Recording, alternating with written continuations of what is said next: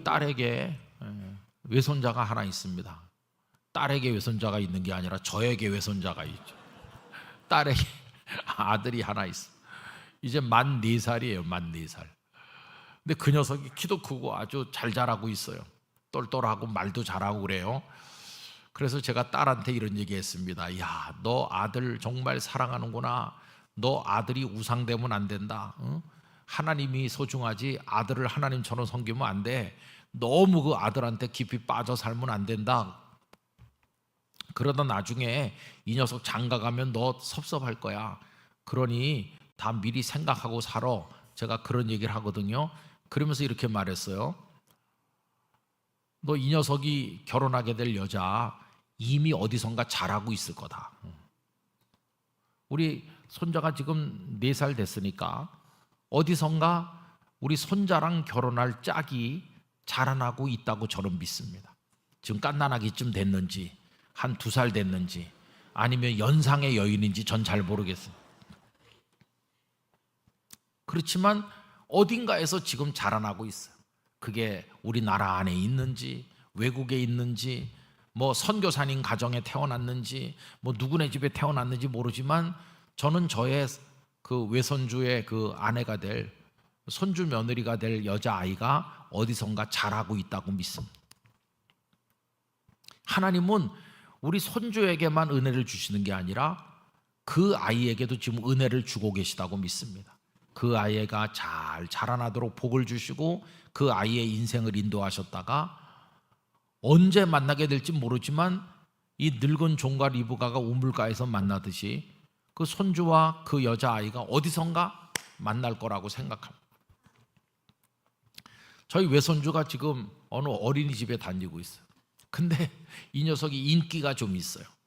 그래가지고 거기 여자아이들이 여러 명 있는데 여자애들이 이렇게 말한대요. 나 승연이랑 커서 결혼할 거야. 그러니까 옆에 있던 여자애가 아니야 내가 할 거야. 근데 또 딴 애가 아니야 내가 할 거야. 그러면서 우리 외손주한테 시집 오겠다는 여자애들이 여러 명이래요.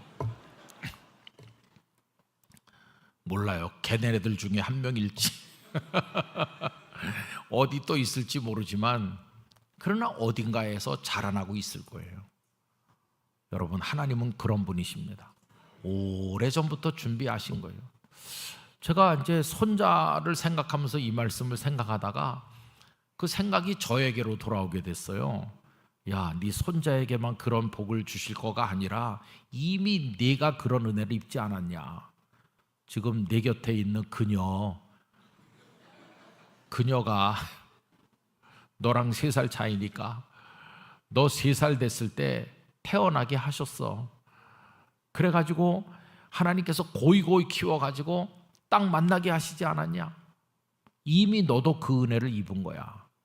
그래놓고 제 아내를 가만히 보니까 그날 거기서 만난 여자가 아니에요. 나는 그날 거기서 만났지만 하나님은 벌써 오래전에 믿음의 가정에 태어나게 하셔서 자라게 하셨던 것이 우리가 몰라서 그렇지. 여러분 우리의 만남, 우리의 사랑, 우리가 먹는 거, 우리가 입는 거, 우리가 살아가는 모든 삶의 형편, 그리고 우리에게 주시는 말씀의 은혜, 교회 생활의 축복, 이 모든 것이 이미 하나님이 준비하고 계시다는 거 여러분 아시나요? 앞으로 우리가 몇십 년을 더 산다고 할 때 앞으로 우리에게 필요한 것도 하나님은 벌써 준비하기 시작하신 것이 우리가 내년에 먹을 밥, 내년에 밥을 지어 먹을 쌀, 그게 지금 올해 어딘가 농토에서 지금 자라고 있는 중이에요. 하나님은 우리의 삶을 위해서 다 준비하고 계시다. 그 생각해 보면 오늘 우리가 살아간다고 하는 게 이게 신비로운 하나님의 놀라운 기적이 아닐 수가 없어요. 또 목사님이 여기서 설교하잖아요. 그 목사님이 오늘 여기서 설교를 하기 위해서 하나님 벌써 몇십 년 전에 목사님을 태어나게 하셨고 훈련받게 하시고 목사님 여기서 어린 시절 자라났다고 들었는데요. 다 이렇게 하셔서 하나님의 때가 됐을 때 이 강단에 세우신 줄로 믿습니다. 다 이게 하나님이 하시는 것이 여러분 그걸 믿어야 되는 것이 하나님은 내가 천국에 이를 때까지 나에게 필요한 모든 영적인 은혜, 육적인 삶의 조건들 미리미리 준비해 주시는 줄 믿습니다. 하나님 다 준비하고 계시죠. 그래서 하나님 바쁜 분이세요. 예수님께서 요한복음 5장 17절에 내 아버지께서 이제까지 일하시니 나도 일한다. 하나님 뭐가 그렇게 바쁘세요? 그러면 네 손주 며느리 준비하느라고 바빠 요새. 그럼 우리 집 손주 며느리만 준비하시겠어요?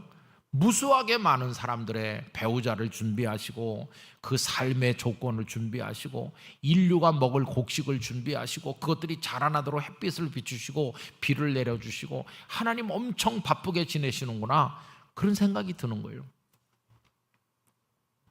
여러분, 그게 다 넓은 의미의 하나님의 은혜인 것이에요. 십자가와 부활을 통해서 구원받는 것만 은혜인 것이 아니라 이 모든 것이 폭넓은 하나님의 은혜고 사랑이고 우린 그 안에서 살아가는 거예요. 여호와의 이레의 복을 누리시기를 축원합니다. 그리고 최고의 여호와의 이레는 뭘까요? 이 땅에 우리 삶이 멈추는 그날 우리가 들어가게 될 영원한 천국을 준비해 놓고 계시다는 것이, 그것까지 준비되어 있는 것이에요. 여러분, 우리가 이 땅에 삶이 멎으면 난 어디로 갈까 걱정할 필요 없어. 주님은 우리를 위해서 이미 처소를 준비해 놓으셨어요. 요한복음 14장 2절과 3절, 내가 가서 너희를 위하여 처소를 예비하고 나 있는 곳에 너희도 있게 할 것이라고 말씀하셨어요. 하나님은 다 준비하시는 거예요.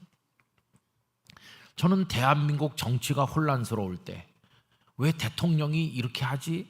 왜 국민들은 이렇게 생각하지? 왜 싸우지? 왜 갈등하지? 이런 걱정들이 참 많잖아요. 요새는 선거를 둘러싸고 또 굉장히 갈등도 심하고, 대한민국은 언제 이렇게 평온한 나라가 될까? 그런 생각 다 하고 마음이 답답해질 때도 많아요. 그렇지만은 맨 마지막에 도달하는 것은 평안이에요. 혼란스럽고 어지럽지만 하나님은 피할 길을 준비하실 줄 믿습니다. 그럼 믿음이 평안을 가져다줘. 지난 21대 국회에서 포괄적 차별금지법이라는 걸 만들어서 동성애 등등 이런 거 한다고 그래서 굉장히 우리가 우려했어요. 그런데 하나님은 21대 국회에서 그게 통과되지 못하도록 막아주셨어요. 그리고 이제 22대 국회가 지금 진행 중에 있어요. 그런데 22대 국회에는 21대 국회에서 발의됐던 법보다 더 지독하고 더 악랄한 포괄적 차별금지법이 현재 발의되어 있는 중이에요. 아주 위험합니다. 그렇지만 투쟁도 하고 반대도 하고 여러 가지 하지만 마음이 답답하지만 하나님 앞에 가만히 기도하면 걱정 말아라, 내가 다 피할 길을 준비했다, 마음의 위로가 돼요.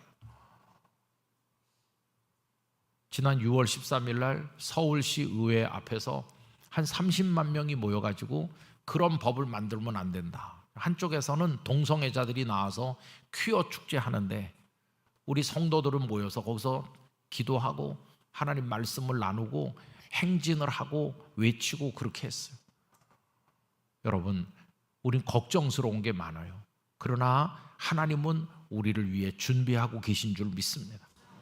남북 간의 문제도 그래요.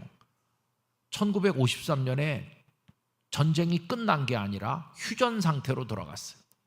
휴전된 이후에도 무장 공비가 내려오기도 하고 북한이 이렇게 하는지 늘 불안한 가운데 살았어요.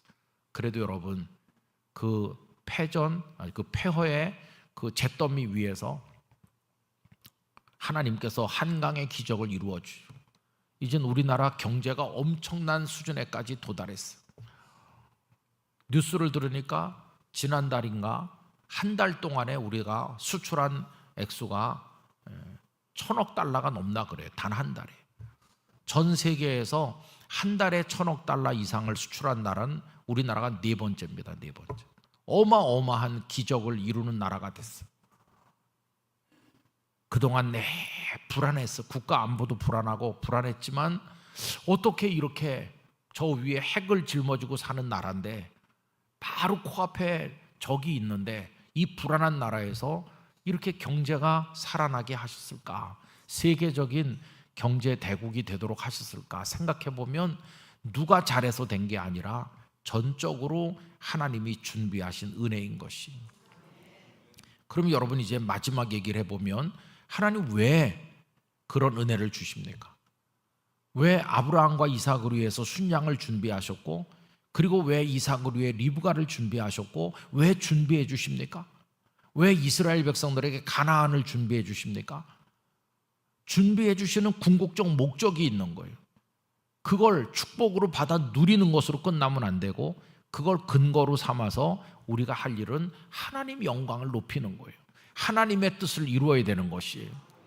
그걸 받아서 누리기만 하면 안 되고 하나님의 뜻을 이루어야 되는 거예요. 우리가 그거 못하면 하나님 베푸신 사랑을 배신하는 게 되는 것이에요. 여러분, 우리 교회를 통해 또 여러분 개인과 삶을 통해서 여호와 일의 축복을 경험하시길 바랍니다. 하나님이 나에게 예비해 주시는구나 하는 게 깨달아지시걸랑 감사함으로 받으시고 하나님을 찬송하시고, 그리고 그 다음에는 그걸 기뻐하는 마음으로 이제 하나님의 영광을 위해서 살아가시는 여러분이 되시기를 바랍니다. 그게 하나님께 우리가 해야 될 온전한 응답이 될 것이에요.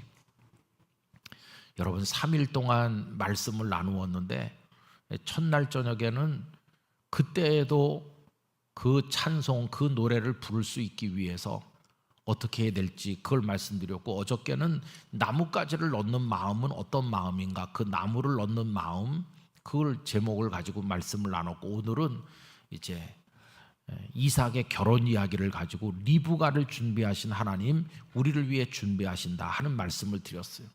그러면서 이 시대에 이 교회를 어떻게 사랑하고 어떻게 신앙생활을 해야 될 것인지를 말씀드렸어요. 여러분 3일 동안에 나눈 말씀이 적다면 적지만 많다면 많은 것이에요. 여러분들의 마음속에 되새김질 하시기를 바라고, 그것이 하나님의 온전한 말씀으로 우리 속에서 뿌리내리고 열매 되기를 축복합니다. 여러분들의 신앙과 삶에 하나님의 만복이 임하시기를 기원하고, 다 승리하는 그리스도인으로 사탄의 권세를 이기고 성령의 능력으로 여러분들이 달려가시기를 주님의 이름으로 축원합니다. 이제 다 같이